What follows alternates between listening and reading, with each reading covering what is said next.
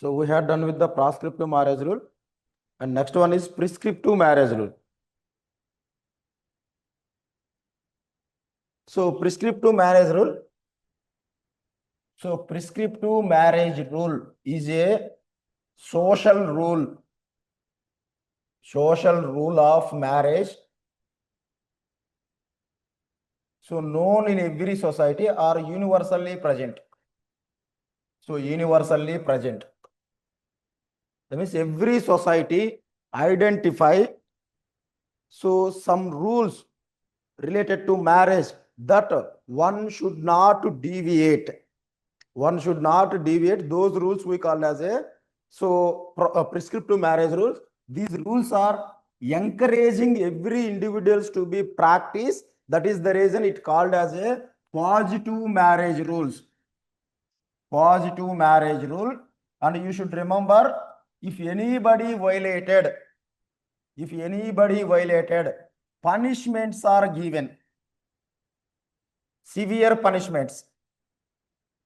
So punishments are given if anybody violated the rules. So these kind of rules are called prescriptive marriage rules. So they are appear in the form of exogamy, endogamy, hypergamy,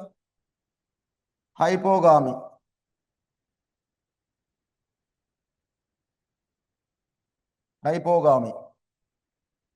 So this is present in non-tribal societies. These two are present in non-tribal societies, especially Hindus, among Hindus.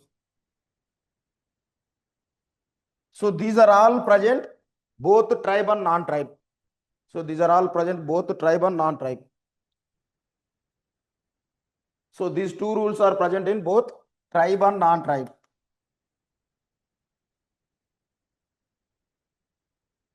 So but present among the all India tribal people as well as Hindu people.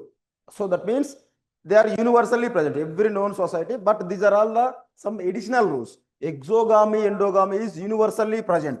But can we say hypergamy, hypogamy universally present? So this is tribe as well, non-tribe, both are practicing. This is only non-tribal people are practicing. Hypergamy, hypogamy only existed few societies such as caste-based Hindu society or Varna-based Hindu society. So Varna-based Hindu society or caste-based or Varna-based society. So what is this exogamy and endogamy? Those are all present in universally. And you know that incest taboo can be varied. So the number of people varied incest taboo from society to society. For say, so when it comes to exogamy, so exogamy is a marriage rule. Sir. Marriage rule. So in which an individual should not marry. An individual should marry outside the group where he has membership, where he or she has the membership. So individual is present, individual has the membership in different groups in his lifetime. So for say lineage, clan, fratry, moiety. So these are all the tribal groups, tribal kinship groups. So a person is there, a person's father, grandfather, great grandfather. So great grandfather has 3 children. Each one has 10 children. So this person also has the 10 children. So here he has the 10 children, and each one again produces 10. So here 10, here 10. So each one. So here also each one 10. By having this kind of progenies, so progenies within the 3 generations of this is the ego. So these are all living along with the ego. These are all the ego's parental generation, ego's parental generation, ego's grandparental generation, ego's great grandparental generation. So these are all the ego's contemporary people. They are the father's generation people. So total how many people are there means, for say almost within 4 generations from a single person, it might be possible to born 10,000 people. 10,000 people. All these 10,000 people connected to each other, brotherhood and sisterhood or not. Why? Because they descended from a common ancestor 3 generations ago. Understand? So he is the common ancestor for all these 10,000 people. So this is how from present people to past 3 generation or 4 generation, if we consider together, that is a lineage. Okay, from present generation to up to 7 generation or 10 generation, if we consider, that is clan. Beyond the 10 generation, if you consider like 50 generation, that is fratry. And 50 generation, if you go to the 100 generation ago, that we call as a moiety. So all these are all the groups are ancestor based groups. They descended from a common ancestor, so that they connected as a brother and sisters. Understand? So now insist Tabo extended beyond the common simple family, right? Beyond the primary family. So these are all the members. If you take the moiety, almost half of the society people are part of moiety. If you take the fratry, 1/4 of the population are part of the moiety, fratry. That means these are all the people excluded from sexual activity and marriage. So now you can tell me that an individual has part of lineage, an individual has part of clan, an individual has part of fratry, and an individual is a part of moiety. That means what is the social rule? An individual should marry outside the group where she has the membership. That means he could not marry within the lineage, within the clan, within the fratry, within the moiety. That means he should be married outside the groups, because in his own group where he has the membership, all are connected to him are brother and sisters. So brothers and sisters. So according to incest rule, the marriage between the brother and sister is prohibited. Understand? So this is the exogam. In non-tribal society, this is the tribal society. In non-tribal societies, there is no fixed generation this much for every society. It's not a scientific rule. Some people recognize up to 7 generation as a clan. Some other societies, they recognize 10th generation as the clan target. And other society, 15th generation as the clan ancestor. It varies from society to society. Generally, lineage have fixed number of ancestors, that is 3 to 4 generation. That is the common everywhere. Some people fix as a 3rd generation, some people fix as a 4th generation, but it won't go beyond the 4th generation for lineage. Clan varies number of generation. It is depend upon the society fixing limit. Okay. So similarly, fratry also varies. Moiety also varies. It is there. The people decide how many generation back it should be a clan, it should be a fratry and moiety. Understand? So these are all the kinship groups, and you will study about more in upcoming kinship chapter. Okay, because it is a kinship groups, and we have the separate chapter called kinship chapter. There we will discuss. So by nature of these groups, all members are born here from a common ancestor, and they are brother and sister. They are not allowed to get married. So they should always marry outside the kin groups. Those are all lineage, clan, fratry, moiety. So this is tribal people, tribal society organization. Bigger one is moiety. So below on that fratry, below on that clan, below on that lineage below families. This is the structural arrangement of the entire tribal society. So now if you come to the non-tribal societies, so in our Hindu society, a member should not marry within the same gotra. So gotra means how many generation? Do we have any fixed limit? So it might be going like 100 generation, 500 generation, we cannot clearly ascertain. But all the people belongs to the same gotra cannot marry among them. So because they are comes under brother and sister. So next one is Sapinda. Sapinda. So Sapinda means all the people who are offering food to the common ancestor. So generally in Varanasi, Bodhagaya, we offer rice balls to the ancestors. In that time, we will pronounce the ancestor names. While the marriage is seeing time, the families would discuss about to whom you will offer rice balls. If they offer for the same person rice balls, if their ancestors are same, then they cannot proceed further for marriage because they born from a common ancestor. If two families offering rice balls to the same ancestor, because it was divided many generations ago, but how could they identify still they are descended from a common ancestor? So what gotra they belongs, to whom they offer the rice balls.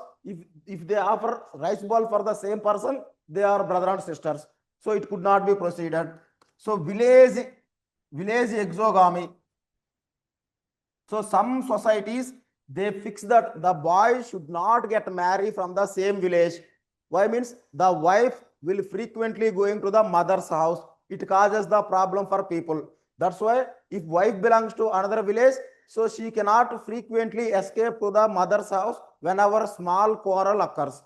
This is how village exogamy also. So these are all the examples of exogamy.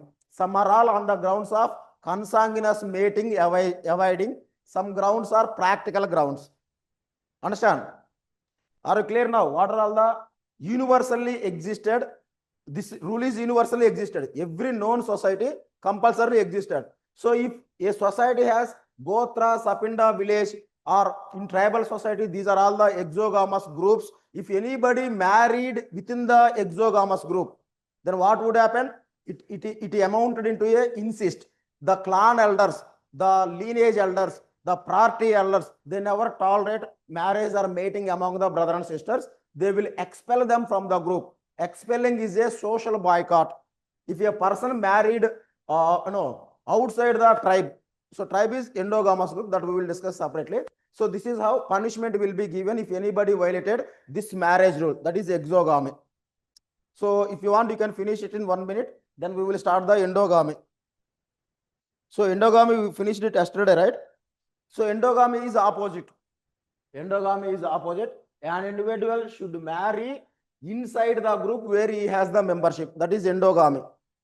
So what are all the examples for endogamy? Caste. A person must and should marry from the same caste. A person should get married from the same religion. A person must and should marry from the same tribe.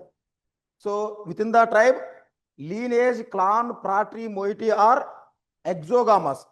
Okay, but tribe is a endogamous. A person belongs to a X clan, X lineage, X party should marry from the Y clan, Y party, Y lineage. But both X and Y clans lineages are part of the same tribe. Understand? Same language, same race. Okay, same race, language, religion. Okay, same caste, same village. These are all the endogamous groups example. Same tribe. So endogamous groups are tribe. So religion. So same caste. So next one, same village. Some societies, they allow the wife should come from the same village. These are all the examples of the person should get married from the same group where he has the membership, within the group where he has the membership. So nowadays intercaste marriages are allowed, but the people confined orthodox life in the villages. If somebody married outside the caste council expel them from their caste. That amounts into a outcasting. He has to live without having any caste. Understand? So this is how endogamy, exogamy rules are operating in every known society. That's why these are all universal marriage rules. But what about hypergamy and hypogamy? Anybody wants to write here? Yeah, anybody wants to write here?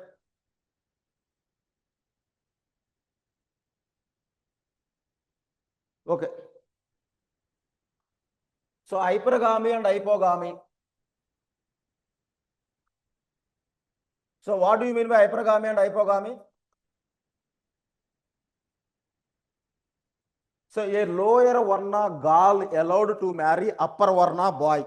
So that is hypergamy or hypogamy. You know it, right? Society allows a lower varna girl marrying a upper varna boy. A Sudra girl can marry Vaishya boy or Kshatriya boy, Brahmin boy, because she gains the status, her children gains the status. If upper varna girl marries a lower varna boy, she loses the status in the society. That won't permitted by the society. Understand? A person gaining a status will be allowed. So Brahmins, Kshatriyas, Vaishyas, Sudras. Boy can marry from the Brahmin community or he can marry from any kind of group below on his which a girl can marry from the same community or above communities. So girl can marry from above communities also. So that means she is gaining the status.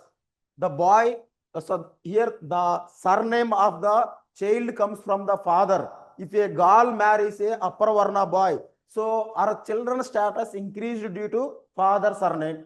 If a girl married the upward, it is allowed. If a boy married downward, allowed. Opposite is not allowed. So a boy marrying from the same varna or lower varna allowed in our society. A girl married same varna or above varna allowed in the society. So this allowing concept comes under hypergamy or hypogamy. So which one it is? Both are not same. The rules are boy can marry same or lower varna. Girl can marry same or above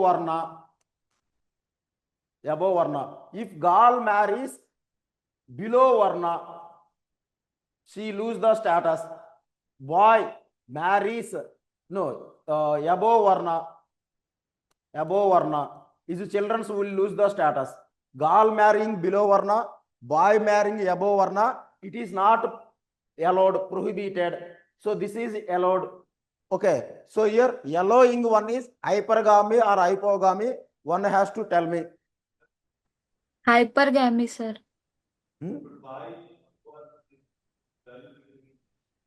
I will explain it.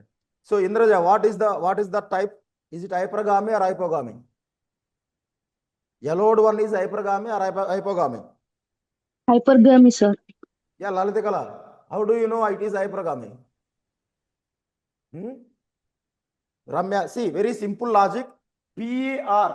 So starting with permitted, society permitted these kind of marriages. PER, permitted one is, okay, hypergamy. What is permitted? A boy can marry from a same varna or lower varna, so that the girl's children will gain the status. Here, if a girl marries a lower varna, his children's status declines, so that the society never allow. No father allows or daughter children to be declined the status. This is prohibited. So now tell me your doubt. It is not about the couple. We are talking about the children's status. So the children will inherit father's surname. So if she could have married in the same varna or higher varna, the children will gain the status. Because she married the lower varna boy, her children lose the status in the society. Understand? So no father allowed their grandchildren to lose the status. That is the reason society never allowed it. Still, if they practice it, they will be expelled from their respective castes and varnas. This is called outcasting. If anybody practice it, they will outcast it or outvarna. They became outvarna. So this is called, they put as a Panchama Jati or Anya Jati. This is how different terms they use it. This kind of unions, not permitted union, children are called as a untouchable, because they are born from a Pratiloma marriage. Pratiloma marriage. This we called as a Pratiloma. So Pratiloma marriage, children considered as a Chandala. Chandala amount into untouchability. So this type of marriage is called as a Anuloma. So Anuloma. So that is permitted, and the children are always seen with respect because higher status they gained. Understand? So now you can tell me hypogamy is nothing but this one. Okay, not permitted one. Hypergamy is permitted one. Hypergamy is a anuloma marriage. Hypogamy is a pratiloma marriages. So now, what are all the advantages of these things? So they can maintain the status in a hierarchical society. Maintaining the rank in the society is important. Through marriage only they can maintain a ranking system. If all the upper varna girls are marrying lower varna and the society accepted that one, can ranking system survive? So to protect the ranking system, it is the only way through regulating the marriages. So now, who has more choices? Upper varna girl has more choices. Upper varna girl has more choices or less choices when it comes to mate selection. Less choices, sir. So upper varna, that is Brahmin girls, does she have more choices when it's looking at the spouse, or less choices are there? So Brahmin girl never allowed to marry Kshatriya, Vaishya, Sudra boys. So she should compulsorily marry from the Brahmins. If she could not find a better spouse for her, what options are remained for her? Either became a outcast or compromising a second or third wife to the existing any Brahmin, so that it leads to the polygyny. Understand? So it is the rule which causes the polygyny among the Brahmins, because if women could not able to find, she should compromise with existing or already married person. So what options are there for lower varna boy? He should marry within the same varna, or compromising became a polyandry. If he could not able to provide a bride wealth, so he should be compromised as a one of the co-husband for the girl. If they dare against the society, they indulge in a hypogamy, then society throw away them out of the village. That is called Chandala. This is how hypergamy and hypogamy maintained in Hindu society to maintain the purity of their group. Purity of their group. Chandala means impure. The children born from this kind of hypogamy always called as a impure children. The children born from the anuloma marriages we call as a purity children. So now you can tell me hypergamy and hypogamy, is it universally available practice, or universally practiced, or it is only few society specific? So hypergamy and hypogamy, is it universal practice, or it is only related to one society practice? One society, sir. So it is only available in Varna order that is present in India. Okay, tribal people, exogamy, endogamy are universally present. Okay, these are all present in specifically non-tribal societies and stratified societies that are all India. Understand? So next one, preferential marriage rules.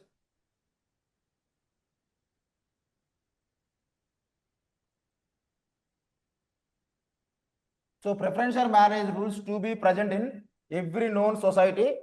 So a boy must marry from a same endogamous group. Same endogamous group. What are all the endogamous groups? That is tribe, caste, religion, race, okay, village, etc. These are all the endogamous group. So this person, this is the L1 lineage, this is L2 lineage. L1 boy should marry from the L1 girl or L2 other than the L1. A boy born in a L1 lineage, can he marry a girl born in the same L1 lineage? No, sir. So why? That is exogamy. Born from a common ancestor, brother and sister. That means L1 boy should get married outside the L1. That means for say this boy married a girl from L2, another lineage. So there is no blood relation. And the child born here, it is a patrilineal society. The child born here, You go. So this is the girl. This is the girl, and one more son is there. 4 children they got it. All the children are belongs to father lineage, that is L1. Okay. So now this boy has to marry. Whom he will get married? From L1 or L2? So he should marry L2. outside the L1. It might be L2 or L3. So this woman has the brothers here L2. They too get married from a woman from L3. So L3 lineage woman married by this woman's brother who is present in L2. Understand? So now he has daughter, son, daughter, 3 children. So now these two allowed to get married or not? How they are connected to each other, this generation? So this generation, this 3 and this 3, how they are connected to each other? Parallel cousins or cross cousins? How they are connected to each other? They are connected to cross cousins because they born from a opposite gender parents. Cross cousins. They are the children of brother and sister. If they are the children of brother and brother, that is parallel cousin. If they are the children of sister and sister, they are the parallel cousins. If opposite gender siblings children, we called as a cross cousins. So if this boy wants to marry this girl, how she is connected to him? Mother's brother, daughter, mo brother. So mother's brother, daughter. So mother's brother, daughter, mo brother marriages.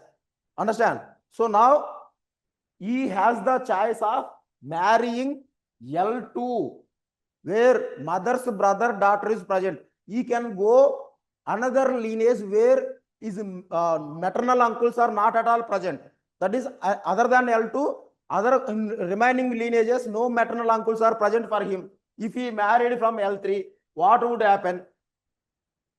So before marrying a girl in L3, when they go for the marriage seeings or marriage talks, they would ask immediately, you have a maternal uncle daughter and you come to here. If you don't give respect for your maternal uncle, your kinship, how could you take care of my daughter? This is the question they raise it. That means a person have availability of multiple suitable girls, but first preference to be given for whom? If you don't marry a daughter here, the relationship between both parents are spoiled. Understand? So here he will accuse sister, he will accuse brother-in-law. Understand? The union will be broke out. To maintain the forever the kinship relations, what they will do? First priority should be given here. If there is no daughter here, he is going outside, society allows. So even the deviation of these rules, not a punishable offense. Not a punishable offense. So it is not a punishable offense, but preferential prescriptive marriage rules deviation is punishment oriented. Here society seen him as he don't give value for the kinship or kinsman. He is a greedy person. For suppose this maternal uncle is poor, another person is rich. He offered huge dowry to him. So to whom he will side? Is it money versus relationship? If you go for the money, how will society look at this boy? They are greedy persons. They value more money rather than the relatives. See how his maternal uncle is crying or suffering. This is how society judges that behavior or not. Understand? That means here everybody should give priority for the kinsman before going outside. And they also question, if already available girl is there, why you are coming? Don't you have the sense of respecting your relationships? This is how questions are arised. So now the same society, he has the sister born in a L1 lineage, married to out of L1. For say it is L5. She married a boy belongs to L5. They have the daughter and son. So now this how this boy is connected to this girl? Father's sister, daughter. Pasida, father, sister, daughter. This is mo brother. This we call as a patrilineal cross cousin. Father side. This we call as a matrilineal cross cousin. Mother side. Matrilineal cross cousin means mother side, mo brada. Father side cross cousin means pasida, that is patrilineal. So patrilineal means father side relatives. Patrilineal cross cousin. And matrilineal cross cousins. So matrilineal cross cousins. If a society has only one rule, practicing matrilineal cross cousin, there is no problem for the boy. First, you will look at the maternal uncle daughter. If daughter is available, he should marry. If there is no daughter available, he can go anywhere else to get the wife. If the society allows only patrilineal cross cousin marriages, you should go for the father, sister, daughter only. If there is no daughter for the father, sister, he will go anywhere else. Okay. If the society allows both rules to be chosen, so whom he should get married? Both mother, brother has the daughter, father, sister has the daughter. To whom he will get married? In our society, both rules are operating or not? Yeah, in our Telugu society, Maratha society, both rules are operating or not? Matrilineal cross cousin marriage. Father's, mother's brother, daughter, or patrilineal cross cousin marriage. Father, sister, daughter. Can we marry both side or not? So, Menatta Kutru, Menamama Kutru. Mother, brother is a Menamama. Father, sister is a Menatta. So, Menamama, wife, Atta Matrame. Okay, Menatta husband, Mama Matrame. They are not the Menatta, Menamama. Okay, in this situation, to whom one should get married if both are available? Yeah, you are all, some people crossed marriage also, marriage age also. You have to tell me. Almost everybody crossed marriage age. In our society, marriage age means almost 18 to 20 years. Everybody crossed it. So now you can tell me to whom one has to get married. Mother's mother's brother's daughter, sir. Mobrida. So many societies have these two rules. In this case, the boy, whichever is suitable, he can get married. Okay, other one is not offended because he is getting married within the same kinsman. Okay, if the girl are same age, then problem arises. If girl are same age, the problem arises. Even that situation also, the boy will always go for the maternal uncle. The reasons we could analyze in the kinship chapter. Here only marriage we are discussing. What is matrilineal cross cousin marriage, patrilineal cross cousin marriage, bilateral cross cousin marriage, that you should remember. So this is the priority. When they have the mobrada, pasida, they should not go out of the kinsman to get the wife. Society devalue them. If they go outside, can society punish them? So it is not a punishable offense. But endogamy, exogamy violation is a punishable offense. That is why preferences, you can frame preferences to whom you want to marry. The choices would be given for the individual.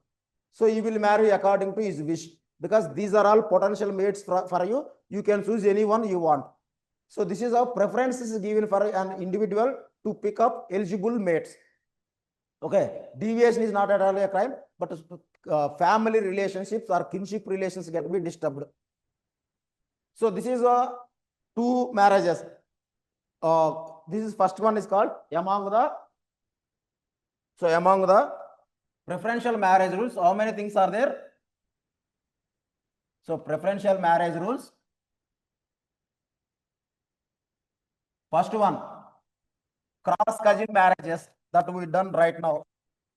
A boy should get married from cross cousins first choice. If there is no cross cousins, he would go outside that. So second one is parallel cousins.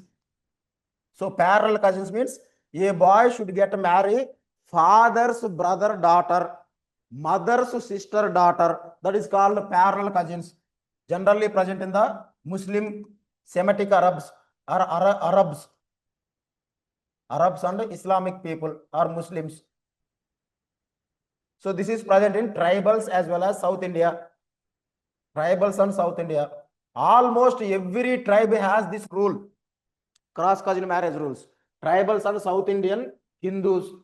But it is absent among the North Indian Hindus.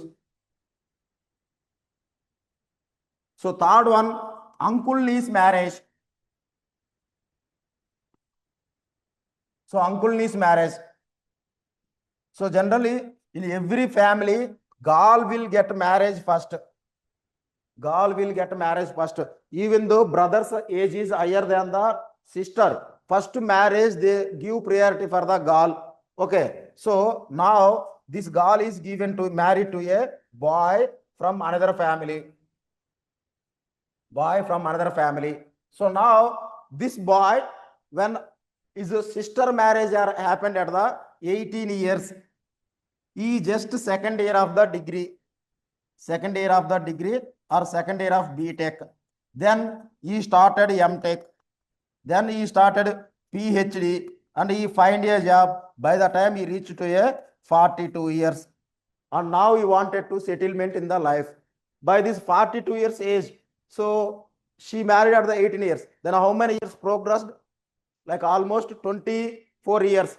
So within the first year, she gave a birth of the daughter. So now that girl reached to the 23 years. Their couple has the first girl and second boy. First girl age is 23 years. By that time, mother's brother is unmarried and he is looking for the marriage. So what they will do? To whom he will get married? So he has a niece which her age is 23 years. So now to get the marriage, what options he has? So however, how much age gap is there between niece and uncle, they will get arrange the marriage. Understand? That we call as a uncle niece marriages. Okay, if girl is the first born in the family and she get married early, and there is a gap between brother and sister is like 10 years. First born is a girl. By the time he is growing into 20 years, she has a 18 years girl. By the time he reached to the 28 years, the sister's daughter is 20 years. Now the age gap is 8 years only. So now if you want to marry, the sister's daughter is suitable. That we call for sister daughter, how he is connected? Uncle only. Understand? Uncle niece marriages. So uncle niece marriages were almost 60%. So 60% marriages are uncle niece. 30% marriages are this is opposite. 60% marriages are cross cousins. 30% marriages are uncle niece marriages.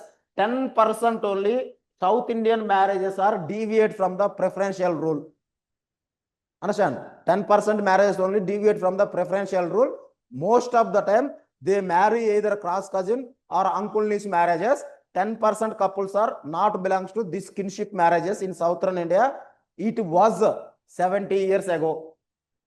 70 years ago. Now these marriages are not even 5% among all the marriages. So that is a transformation in the mate selection or not. Social change happened in the South India regarding marriage or not. So this is how 50 years ago, 70 years ago, they amounted nearly 90% marriages. Now they are not considering as a 5% marriages. So South Indians are absorbed Western culture very rapidly than the Northern India. So Northern India people, when they are coming to rules, they are rigid to give up. But South Indian people, due to more time or direct ruling under the British people, we invite the Western or modernization very quickly. So this is the problem. So next, levy rate and sorrow rate. So levy rate and sorrow rate. So levy rate and sorrow rate. These are all the 5 marriages. So in a society, dowry system prevail. Father give up everything for the first daughter marriage, and he is struggling to get the second daughter marriage due to lack of money. So without giving the dowry, nobody comes to get marry her. In this situation, what would happen? Are you getting or not? So a father has 2 daughters, and the society, two daughters, the society has dowry practice. So all the dowry, all the money is, all the assets is sold off for the first daughter marriage. By the time second daughter getting ready for the marriage, so he has no assets to give dowry, but he should get married before he is dying. So in this situation, what he can do?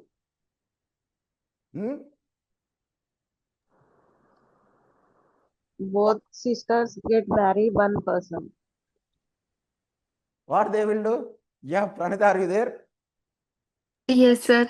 What they will do? 1+1 offer. So all the money you have taken, you take second sister also.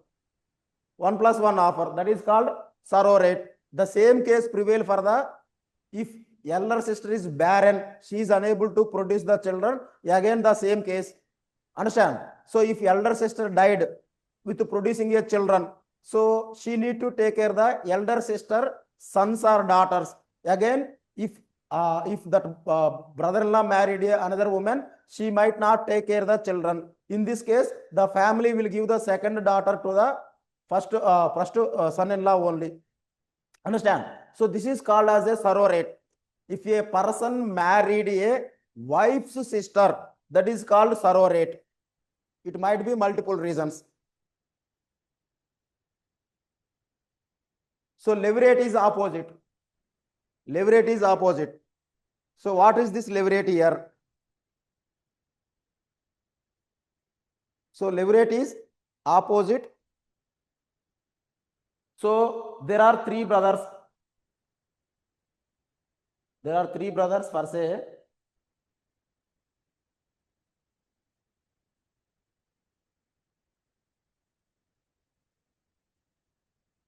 So three brothers are there. He got married. Second brother got married. Third brother also got married. So without producing a child, this brother died. These two are produced the children. So three brothers in a family. First person got married, produced a children. Second person got married, produced a children. Third person just recently got a government job. He met an accident after the marriage, first month of the marriage. That means he married within 1 month he died. So now he has a wife without having the children. In a society where they allow widowhood, but not the second marriage or remarriage of a widow, what options are there for her? If they leave that girl, so she is in reproductive years, she might have take some kind of some affairs outside the family. Then it is the spoiling reputation for the family or not? So they say that particular person, daughter-in-law, is having many affairs in the village. This is a shameful for the family. So in this situation, I am not talking about the rural villages or civilized societies. In tribal societies, if the same situation arises, so one of the brother take the responsibility of this girl and they will get married. So brother's wife is married by another brother, that we call as a levirate. Understand? In New Year's society, ghost marriages are there. New Year's society, ghost marriages are there. So they have three sons. First two got married. Okay. Third person died without marriage. So they have a belief system. If any person without having a progeny died, okay, he will not get a peace, rest in peace. So to get the peace for their deceased brother, what they will do? Any one of the brother or father, they will get married in the name of deceased son or in the name of deceased brother. Then they produce a children for the deceased son or deceased father or deceased brother. So now he has a family. Then who are the legal father here? Legal father. Biological father is either deceased person's father or deceased person's brothers. But legal father is deceased person. So without marriage also dying, they don't leave. They create a family for the son if he born in a family. So this is called ghost marriage. Ghost marriage. Your husband is the real husband is the ghost. Understand? So the primitive beliefs are so strong. So they give more weightage for the belief system. So this is how leviratory had been practicing. Understand? So leviratory could be multiple reasons. So different society practice levirate on the basis of different reasons. In our society due to shamefulness. In their society because of strong belief system. Understand? Yeah, are you getting or not? I am going somewhat speeder.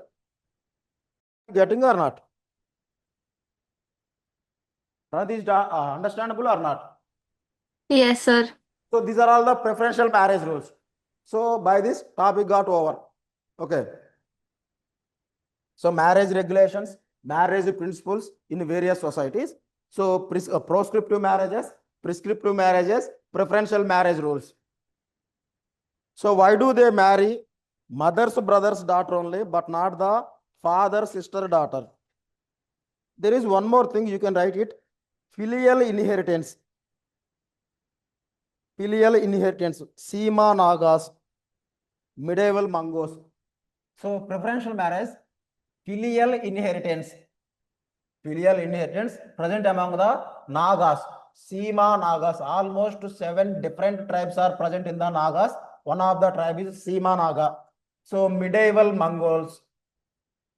So medieval Mongols. So if a person is one of the person is a wealthy person or chief of a village or tribe or lineage or clan. Anyway, is a some of the statusful person in the society. So might be Jamindar type in India. So because of wealth, status, prestige, nobody question him if he get marriage multiple time.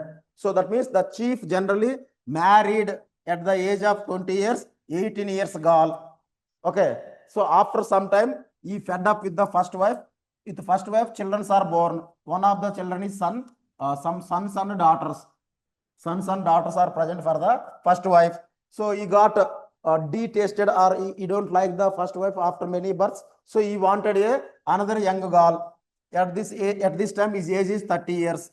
So he again married a 18 years girl. Okay. For this girl also, he got the children like sons and daughters. Again, he fed up with the both wives.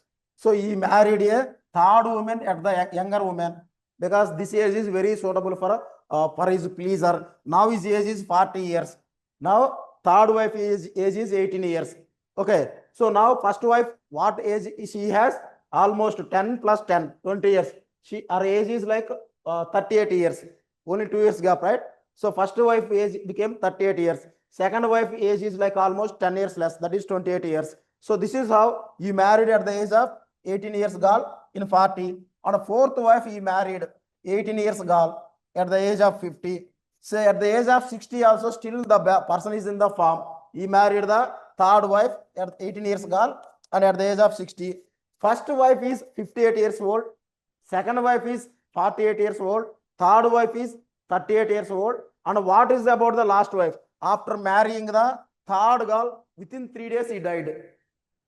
Within 3 days he died due to old age. He thought like he would live 100 years and he could marry 2 more girls. But his life got expired. So he retired from the ground itself. So he retired from the life, not the battleground.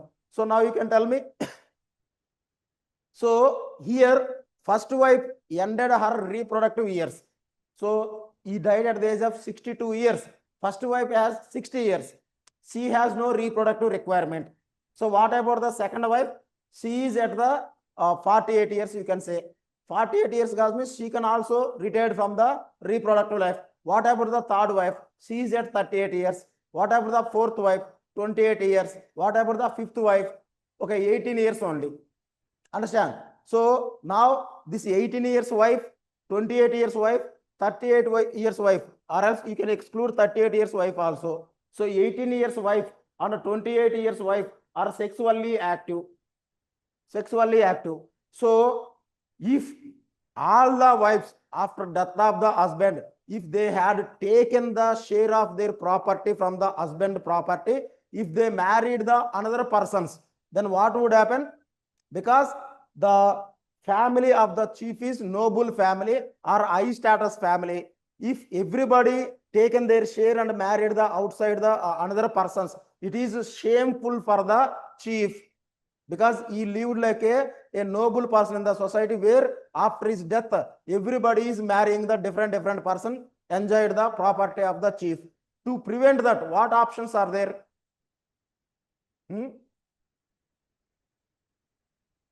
You can tell what options are there. Culture means justifying everybody. These two women should not get injustice. At the same time, the chief also should not get injustice. Even death also, chief is a chief. Chief name should be respected. So what they will do? First wife, son. Generally, who will become chief after the death of the chief is the eldest son. First wife, eldest son.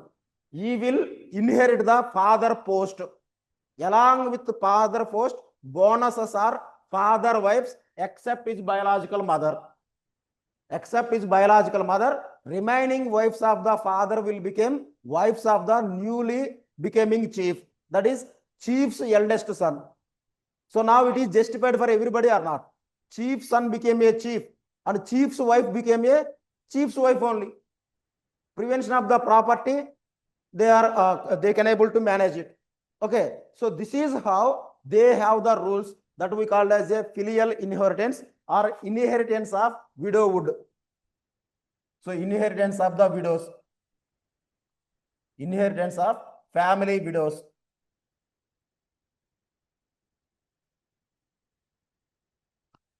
So this is also not universal. Some societies it had the rule like Sima Nagas or medieval Mongols. Okay, if you have any doubts, you can ask me, I will clarify it.